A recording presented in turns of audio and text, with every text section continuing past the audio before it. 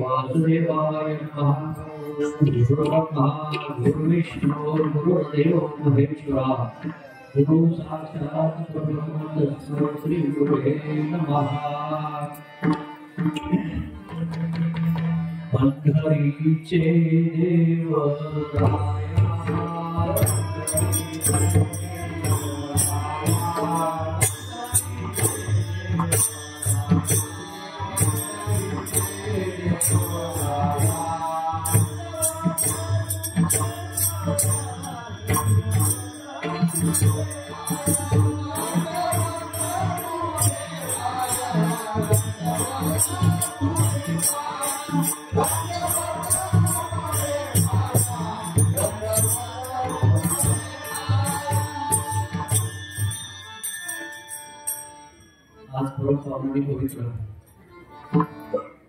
सद्गुरु रघुनाथ महाराज गुरुवर्य गुरुच्या 22वी पुण्यतिथी 22व्या पुण्यतिथीच्या निमित्तानं पुष्पवृष्टीचं पहिलं कीर्तन ह्याच्या अगोदर गेल्या वर्षी संध्याकाळी आदल्या दिवशी झालेलं होतं, पण पुष्पवृष्टीच्या दिवशी असलेलं आजचं पहिलं कीर्तन आणि कीर्तनाचा आनंद एवढ्यासाठी आजच्या पुष्पवृष्टी या की तुमच्या सगळ्यांची वाट बघण्यात एवढा आनंदाची चाल तेवढा कीर्तन सांगण्यात नाही आणि म्हणून ते अलौकिक कीर्तन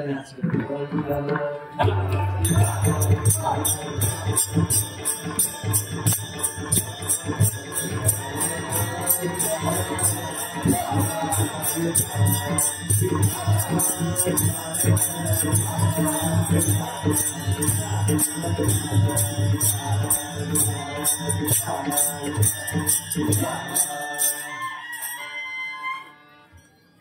या शैलीसाठी जगद्गुरु तुकाराम महाराजांचा अभंग घेतलेला आहे.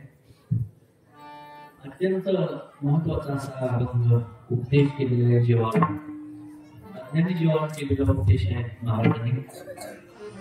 की आपलं हित कशामध्ये आहे. मला वाटतं गेली 25-30 वर्षापासून 40 वर्ष झाल्यापासून काही जण भक्त असतील, काही जण ह्या 10-20 वर्षात भक्त असतील, काही 4-2 वर्षात असतील, किंवा काही जण ह्या वर्षभरात असतील, काही जण ह्या महिन्याभरात असतील, काही जण ह्या आठवड्यात काही माळा घातलेली.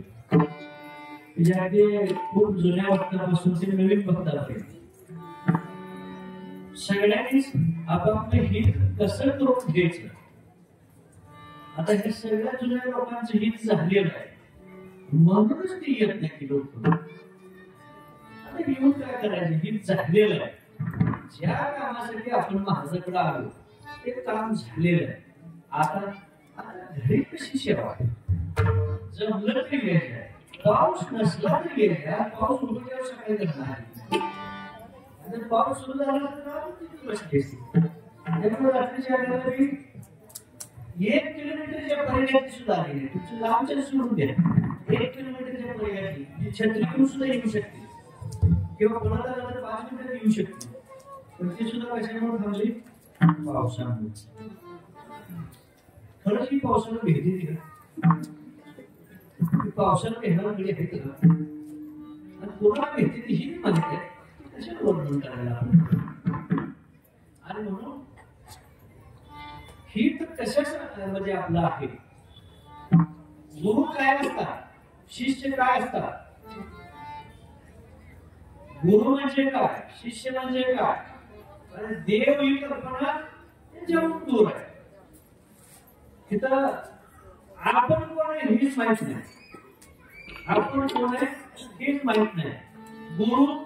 गुरु पण कळला नाही. गुरुही कळला नाही. आणि देव कळायला 7 जन्म जावे लागतात. देव जर कळायचं असेल तर किती जन्म लागतात. 7 जन्म लागतात. ह्यांना देव कळलाय. स्त्री विभागाला देव कळलाय. त्यांचे 7 जन्म म्हणजे ती 7 फेऱ्या कशा झाल्या. 7 फेऱ्या असतील.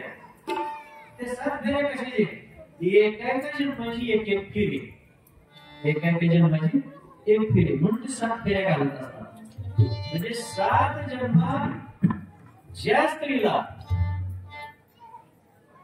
तोच पती मिळाला पहिल्या जन्मापासून 7व्या जन्मापर्यंत, म्हणजे आणखी किती जन्म झाले असतील त्या प्रत्येक जन्मात तोच पती मिळाला असेल, त्या स्त्रीचं उद्धार झालाय. त्या स्त्रीचं जे हित आहे ते झालेलं आहे.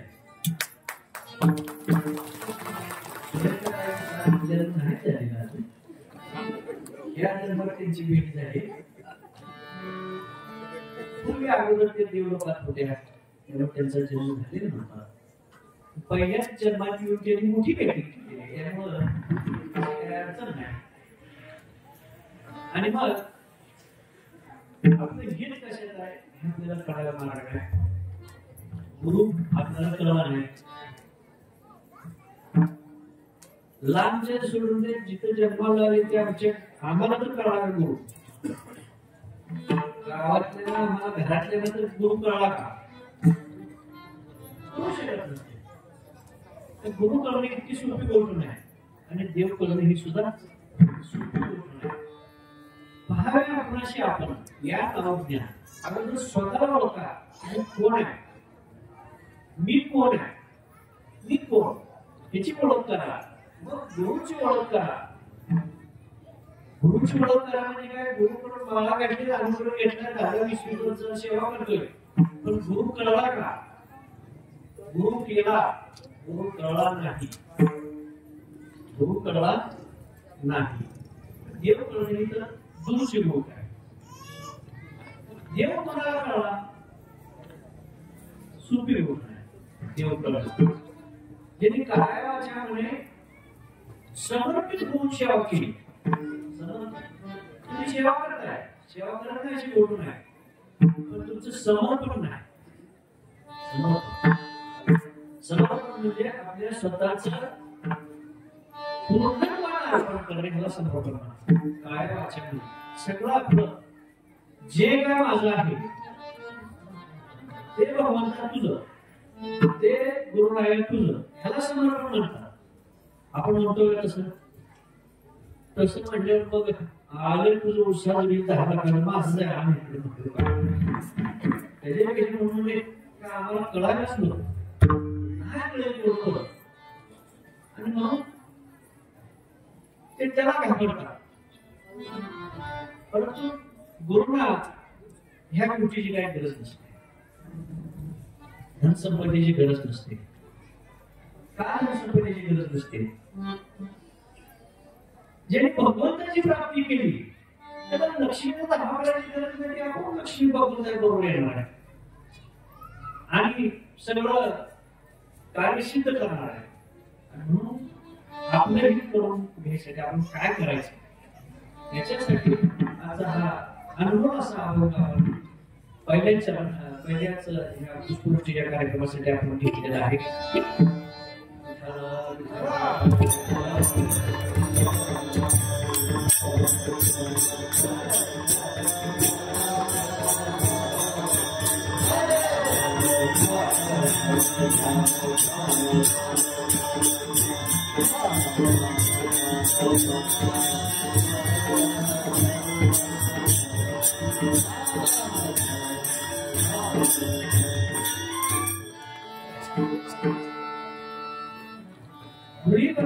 पुत्र सात्विक दयाचा हा हेतू आहे. आशीर्वाद मला की ज्या जन्माबद्दलचा आनंद त्या मुलाबद्दलचा किंवा मुलीबद्दलचा करण्यास पुत्र असेल की त्याने जे केलेलं कार्य आहे, जी भक्ती केलेली आहे, सेवा केलेली आहे, कार्य केलेलं आहे, त्याचा फरक भगवंताला वाटतो. म्हणजे ते भगवंताचे लाडके होतात. आम्ही बाळे या देवाला वाटतं खायला नाही पण वेगळा आणि भगवंताचं लाडकं असणं, सद्गुरूंचं लाडकं असणं ह्या गोष्टी वेगळ्या असतात. पण त्याची अनुभूती तुम्हाला येत नसते. मग तुम्ही अनुभूती यायला भावांच्या संपर्काला येत नाही. आता 7 दिवस झाला आपला सकाळचा वास 7 दिवस आहे. 5 दिवस शिवपुराण करण्यास सांगितले गेले. आणि मग आमच्या काही लाडकी भक्त आहेत, अनेक लाडके भक्त आहेत, सगळ्या लाडक्या भक्तांचे नाव घेतले शक्य नाही. आणि मग तसेच नळेश्वर लाडके भक्त आमचे आणि मग ते पहिल्या दिवसापासून आता वाट बघायची आहे कसं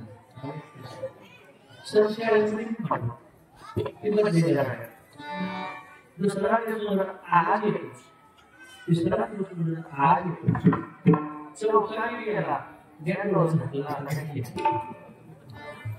पाचव्या दिवशी समाप्ती समाप्ती नाही. आता काय करायचं? तुकाराम आज नळेश्वर येतो म्हणजे समाप्ती झाली त्यावर समाप्ती काय करतो मला विसरा दिवस आता नाही आज येणार बस ठीक आहे तुम्ही तरी येऊ काय वेगळं पाचव्या आज कालच्या आल्या सगळ्या दिवशी असं म्हणते 2 दिवस तर सांगितले लागले आणि ती पाचव्या दिवशी संध्याकाळी 7-8 वाजता पोहोचले कसं पोहोचले सगळ्यांनी भोजन वगैरे झालं वाट बघत बसलो मी एक महिन्यानंतर 8-9 वाजता भोजन केलं सगळ्यांनी. परत सकाळी नंतर जाण्याचा कार्यक्रम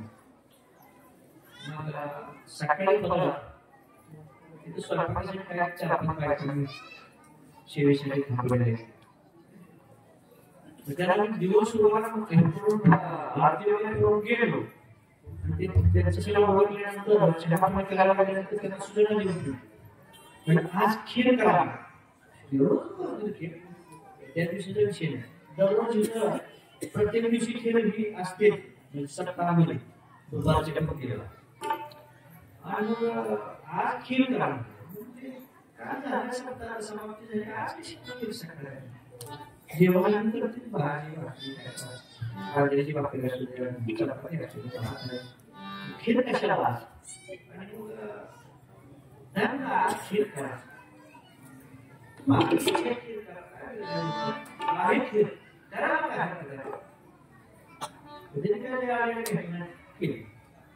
मग पुन्हा जेवायला बसल्यानंतर त्याला सांगितलं खीर कशासाठी केली की सर्व 5 दिवस माहिती नाही आज आलं ते आज करून खीर अजून थोडा नाही करत म्हणतात कसे काय मिळाले आवाज खायला तुमच्या घरी आज तुम्हाला काय जो आहे सांगितलं त्यानंतर ते लाभ मिळाला पाहिजे ते कशा गोष्टी प्रेमी गोष्टी व्यक्त करण्यासाठी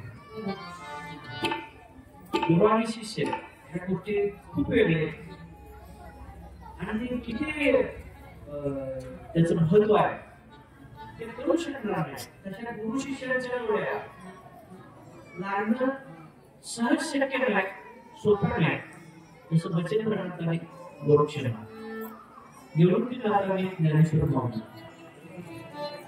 श्रीकृष्ण भगवंताने अर्जुन अशा डोळ्या लागणं सोप्या गोष्टी नाही तसे गुरु शिष्य नातं निर्णयाला ते सोप्या गोष्टी नाही म्हणून करतात की जन्म दुर्लभ आहे मानव जन्म दुर्लभ आहे मिळाला कसं हित करून घेणार आणि म्हणून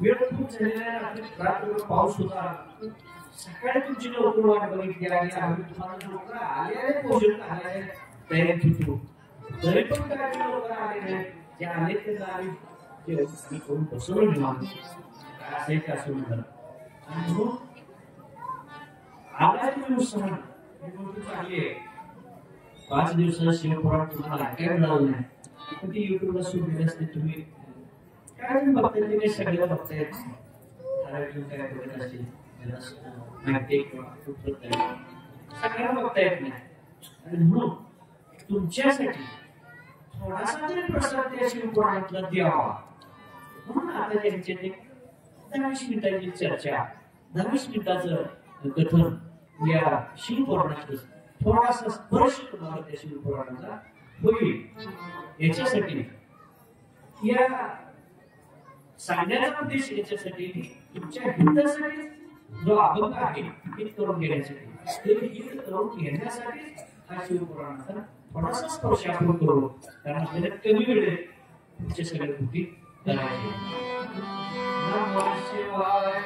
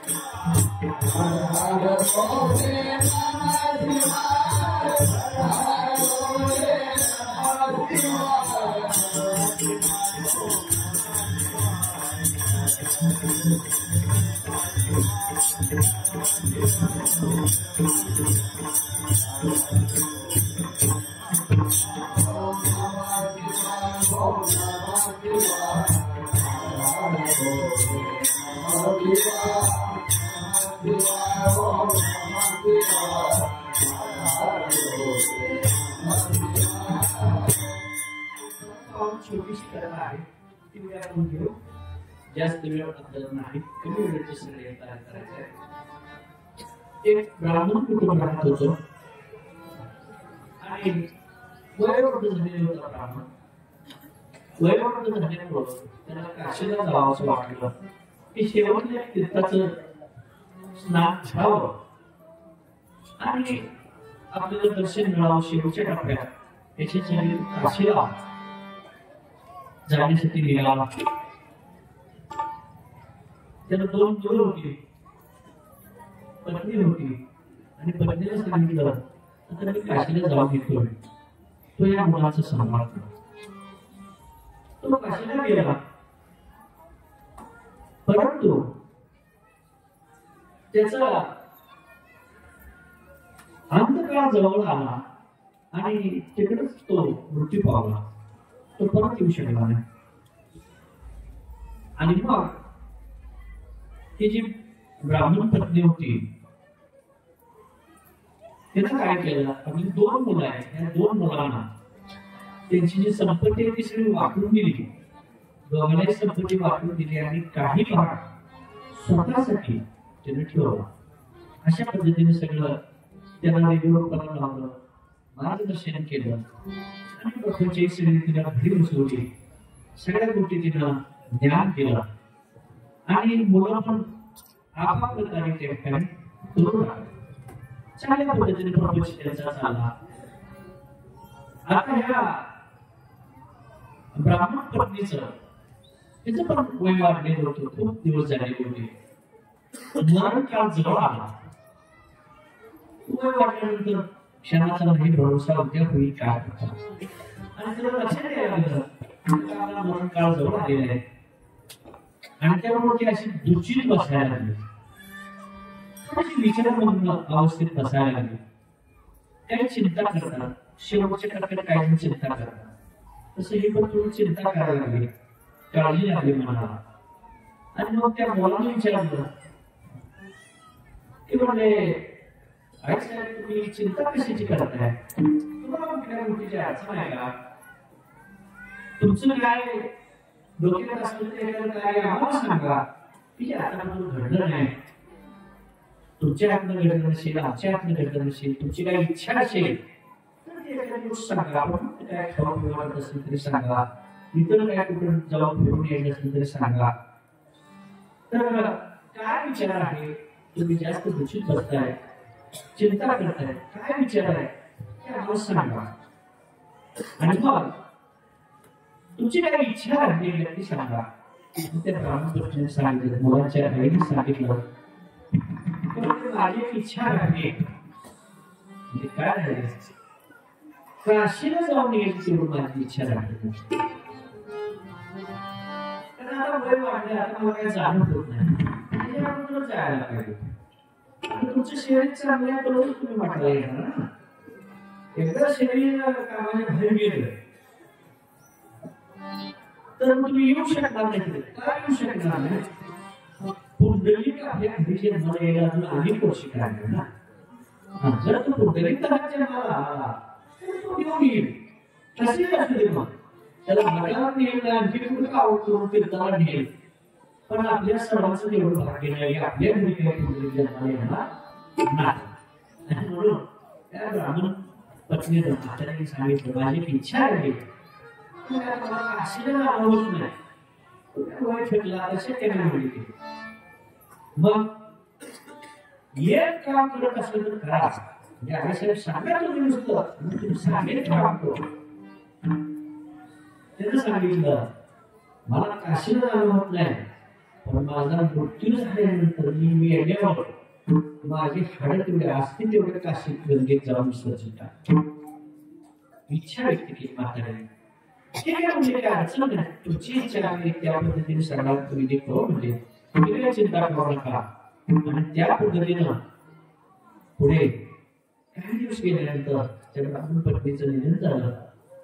निधन झाल्यानंतर जे वचन दिलेलं होतं, मुलाने जे वचन दिलेलं होतं आईला की तुमच्या हस्ते आम्ही जाऊन विसर्जित करू, त्या पद्धतीनं त्या थोरल्या मुलानं त्या अस्थी वगैरे घेतल्या. श्रीमंत होता तो सुद्धा. एक शेवकाला बरोबर घेतलं एक सेवक बरोबर घेतला, अस्थी घेतल्या आणि काशीकडे मार्गक्रमण तो करू लागला. काशीकडे तो जाऊ लागला. तुम्ही जाताय तसं नाही. तुम्ही सुद्धा विधी अस्थीच्या विधीचे ते चंद्रभागेत सोडायसाठी किंवा तीर्थाच्या ठिकाणी तुम्ही सोडायसाठी जाता, पण मोटरसायकल जाऊन ते पोत्यात धरून निघून टाकता. चालत जात नाही, चालत जात नाही. वाहनाने तर जाणार, मोठ्या वाहनात जातात किंवा मोटरसायकल जाणार, तसं नाही. इथं नाही. स्वतः ते अस्थी घेऊन चालत निघालेले एक सेवक घेऊन काशीला रोज किती अंतर चालत असेल? 20 योजने एवढं अंतर. 20 योजना म्हणजे एक योजना म्हणजे 4 कोस. एक योजना म्हणजे 4 कोस. 80 कोस अंतर दररोज तो चालायचा. विचार करा, 80 कोस म्हणजे किलोमीटर किती झाले याचा विचार करा. किलोमीटर जास्त होता, कारण 1.5 किलोमीटरचा 1 मैल असतो आणि कोणाचे कोस म्हटल्यानंतर त्याचं गणित पुढे जाते. आणि मग इतका अंतर दररोज चालायचा, चालत जायचा आणि जिथं मुक्काम होईल गावात जवळच्या तिथं तो मुक्काम करायचा. असं चालत चालत तो गेलेला आहे. एका गावामध्ये गेलेला आहे दिवस मावळाच्या वेळेला. आणि तिथं त्यांची पावडर ओळखीने कोणतं निघते आणि एक ब्राह्मण कुटुंब त्या ठिकाणी होतं. आणि त्याला त्यांनी विचारलेले मुक्कामाला वेळ झालेली, मुक्काम करतोय. ठीक आहे, काय हरकत नाही, काय हरकत नाही. मग त्या ठिकाणी अस्थी वगैरे घेऊन जात असताना सेवकाने आणि ह्या मुलांना त्या ब्राह्मण कुटुंबाच्या घरी त्या ठिकाणी मुक्काम केलेलं आहे.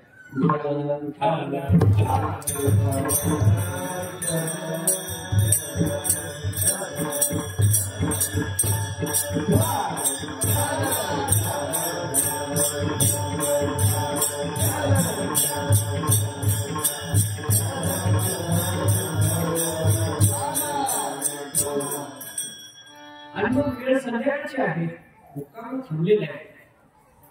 तिथे एक दाराने गाय आहे, अत्यंत सुंदर अशी गाय आहे. आणि मग संध्याकाळची वेळ झालेली आहे, भूक केलेली आहे. आणि त्या ब्राह्मण मुलांनी बघितलं तर त्या गायची धार काढलेली नाही. आपल्या सुद्धा बाकी सगळं देवानी काय जास्त डोक्यात नसते. धार काढलेली नाही, वगैरे टाकलेलं नाही, मोठं चालवलेलं नाही, दूध दिलेलं नाही, हे सगळं कुठे देणार? पूजेला विषय तसं इथं ब्राह्मण लोकांच्या लक्षात आलं, धार काढलेली नाही. आणि त्याने विचारलं घरातल्या मुलीला, पत्नीला विचारलं, म्हणजे काय किती उशीर झाला अजून गायची धार काढलेली नाही, असं कसं काय एवढा उशीर? मग पण त्याला धार काढून घेऊन म्हणले. आणि मग तिला ते गायची वासरू आणली आहे. वासरू म्हणजे थोड्या घरावर बांधतात वासराला. कशासाठी? वासराला बघून तर ती गाय पाण्याला घालली आणि दूध काढते. त्याच्यासाठी जवळ आणून तिथं बांधलं आणि बांधल्यानंतर धार काढली. धार काढायला लागले. धार काढायला गेल्यानंतर ते वासराला काय जमिनी गेलं, त्याला भूक लागलेली होती. तर त्याला कोण विचार करते? त्यामुळे त्यानं काय केलं, ब्राह्मण मुलाने धार काढायला चालले होता, त्याला लाथ मारली, जोराने लाथ मारली पायाला. आणि मग खूप वेदना व्हायला लागली ब्राह्मण मुलाला. वेदना व्हायला नंतर त्याला राग आला त्या वासरात. आणि वासराचा राग आल्यानंतर त्यानं जोराने मारायला सुरुवात केली. राग आल्यानंतर काय हवेची घेऊन मारायला बघतोस, काही नवीन नाही करणार. वासराला बदलायला चालू केलं.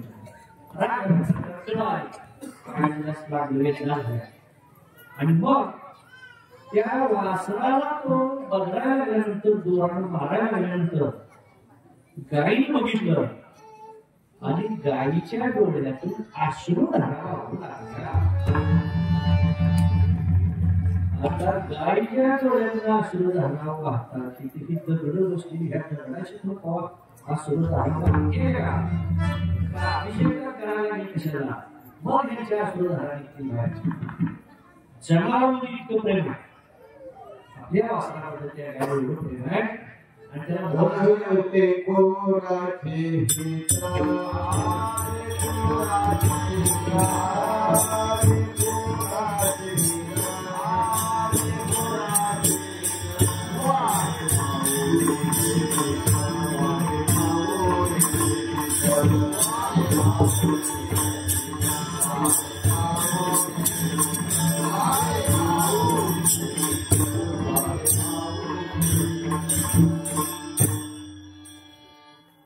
गायचे बोलून अश्रुधारा वाहायला गेले का अश्रुधारा वाहायला गेले एक तर वासनाला बाजारात पाहिजे त्याला भूक लागलेली आहे पण त्याला दूध मिळाली तर दूध काय मिळतो कोणाला भुकेनं पण त्याला वरून मार खावा लागतोय हे दूध प्यायली तर गोष्ट दूर राहिली पण मार खावा लागतोय हे जास्त दुःख गायला झाल्यामुळे ते डोळ्यातून अश्रुधारा वाहू लागल्या आणि मग गायच्या डोळ्यातून अश्रुधारा व्हायला गेल्यानंतर वासरू गायला म्हणते वासरू पोटरून गायला आणि मग ते वासरू काय म्हणते तू का दुःख करतेस आई काय म्हणते तू का दुःख करतेस ते म्हणते बाळा एक तर तुला इतकी भूक लागली आणि तुला दूध पाजायचं सोडून दूध तर तुला मिळालं नाही पण वरून मार द्यायला लागली ती अत्यंत वाईट वाटले म्हणजे म्हणून माझ्या डोळ्यातनं अश्रू धरायला लागलेले होते आणि खूप राग आलेले गायला ते ब्राह्मण बुवाला खूप राग आलेला म्हणजे काय करून काय ठेवू इतका राग आलेला मग त्या रागाच्या भरात ती गाय इतकी संतापलेली ती काय म्हणते वासराला की मला या ब्राह्मण बुवाला इतका राग आलाय की ह्याच्या मुलाला मी जिवंत ठेवतच नाही इतका राग गाय माझ्या लेकराला मला पाहून देत नाही म्हणून माझ्या लेकराला मारतो तर ह्याच्या पोटात उद्या राखत नाही ह्याच्या पोटात अवकाश नाही ते म्हणते वासरू अरे असं कसं करतेस तू अरे कशासाठी असं करतेस मग त्याला एवढं मारायचं तुला काय कारण आणि माझ्या लेकराला एवढं शिकवण द्यायचे काय कारण आणि मग वासरू सांगते गायला आईला सांगते कोण कोणाचा पुत्र कोण कोणाची माता कोण आहे आपण कुठून आलोय कुठून गेलोय काय माहिती केलंय काय माहित आहे का आणि मग वासरू उपदेश करते आपल्या आईला वासरू उपदेश करते आपल्या आईला ते काय म्हणते आई कोण कोणाचं आहे मी कोण आहे तू कोण आहे कोण कोणाचा पुत्र कोण कोणाची आई आणि मग हा सगळा प्रारब्धाचा भोग आहे आपण पूर्वी केलेले जे कर्म आहे त्या कर्माची फळं आपण भोगत आहोत आणि त्या वाईट कर्मामुळे आपण पशु झालो काय झालो पशु झालो नाहीतर माणसाच्या कर्माला गेलो असतो तर आपण वाट बघत बसलो असतो जाऊन खायला खावायची म्हणून तसं काय नाही ना होऊन बसली पशु होऊन बसली त्याला काय करणार आणि मग तो सांगतोय की आपण पूर्व प्रारब्ध आपलं जे आहे त्याच्यानुसार कर्मानुसार तयार झालं आणि आपल्या कर्माची फळं आपण भोगतोय नाही आपल्या कर्माची फळं भोगत असताना दुसऱ्याला दोष द्यायचा नाही कोणालाही दोष द्यायचा नाही की आपल्या वाटेला आलेलं जे कर्म होतं त्या कर्माचं फळ आपण भोगतोय आपण जे पूर्वी कर्म केलं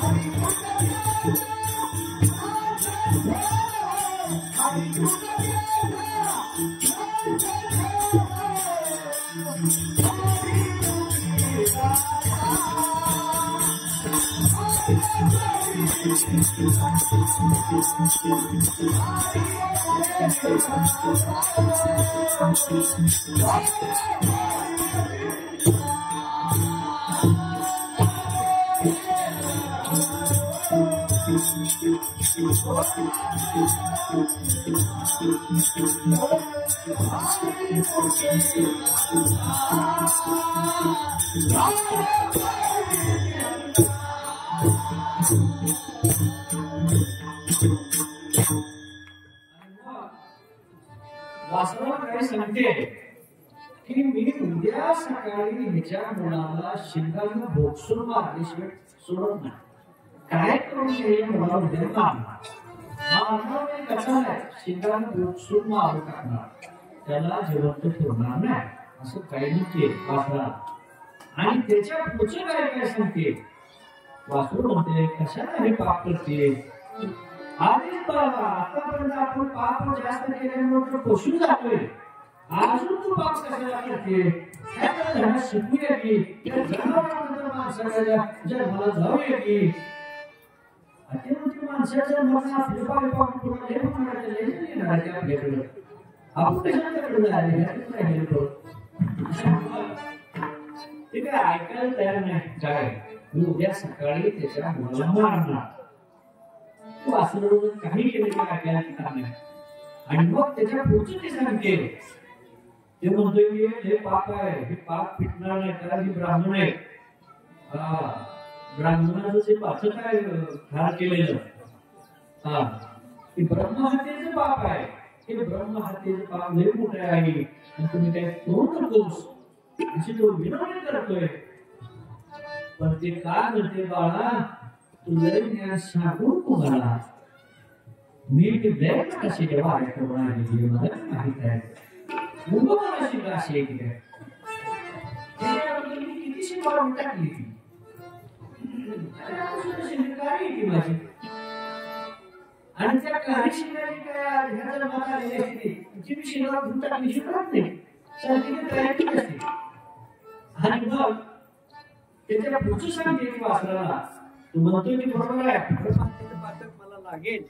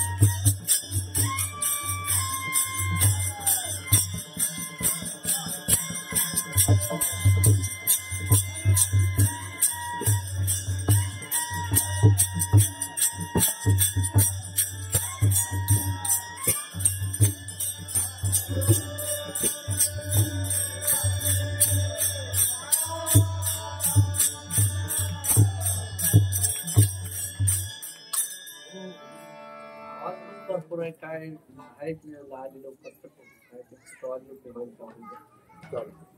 आणि मग बरोबर गाय आपल्या वासराला सांगते पातक वाढेल म्हणून वासराने सांगितलं आपल्या आईला. आणि हे खूप मोठं पातक आहे आणि ते कधी फेडणार, आधीच आपण इतकं पापकर्म करून पशुच्या जन्माला आलोय. तेव्हा ती सांगते, गाय सांगते की मला तुला माहित नाही म्हणजे त्याच्या पुढचं ज्ञान आहे मला ज्ञान शिकू नको. हे ब्रह्महत्येचं पाप कुठं फिटतंय आणि कुठं जाऊन स्नान केल्यावर मुक्त होतंय हे सगळं मला माहित आहे. आणि त्यामुळे म्हणजे मी ह्याला मारून मला पाप फेडायला सुद्धा जाते, म्हणजे काय हरकत नाही. तर ह्याला उद्या मारल्याशिवाय मी सोडणार काय केलं ते ऐकायला तयार नाही. आणि मग ते कुठं पाप पिटलं जाते ते पण सांगायला लागले ते वासराला. आणि म्हणजे मृत्तिकेश्वर तीर्थ आहे त्या ठिकाणी जाऊन स्नान केल्यानंतर पाप मुक्त होते, ब्रह्महत्येचं पाप संपतंय. आणि म्हणून मला काय अडचण नाही, म्हणजे मला सगळी तुमची माहिती आहे. म्हणजे पुढे जाऊन आंघोळ करायची काय करायचं सगळं मला माहित आहे. आणि तू चिंता करू म्हणजे मला एवढा राग आलाय त्याने इतका न्याय करायला नको होता, मी त्याला शिक्षा करणार. मग टाकलेला आणि तो बेशुद्ध अवस्थेत पडलेला आहे, रक्तबंबाळ अवस्थेत पडलेला आहे. बाकीचे आसपासचे लोक आले म्हणजे याला काहीतरी औषधोपचार करूया बघूया, परंतु तो औषधोपचार करायच्या अगोदरच त्या ठिकाणी संपलेला होता. आणि मग अशा पद्धतीने त्या गायीने करायचं ते शेवटी केलं. हे दृश्य सकाळी उठल्यानंतर ज्यावेळी हा अस्थि घेऊन जाणार होता तो थांबलेला आहे. सकाळ झाली तरी जायला तयार होता. ब्राह्मण जेव्हा म्हणत होते की तुम्ही जात नाही का, उशीर झालाय, तुम्हाला पुढे जायचंय, लांब जायचंय, तर ते तसेच थांबलेले होते. त्यांनी सांगितलं ब्राह्मण जेव्हा की आम्हाला कंटाळा आलाय, खूप चाललेलं आहे म्हणून थोडा थांबून जातो. कशासाठी म्हणजे त्यांनी खरंच असं घडलंय का, आणि गाडीच्या ब्राह्मण जेव्हाच्या मनाला मारते का पाहायसाठी, अनुभव पाहण्यासाठी तो त्या ठिकाणी थांबला. पाहिलं मग खात्री पटली आणि मग तो त्या ठिकाणी निघायला. मग गाडीनं मारल्यानंतर गाईचा राग आला, बाकीचे पण गायला मारू लागले.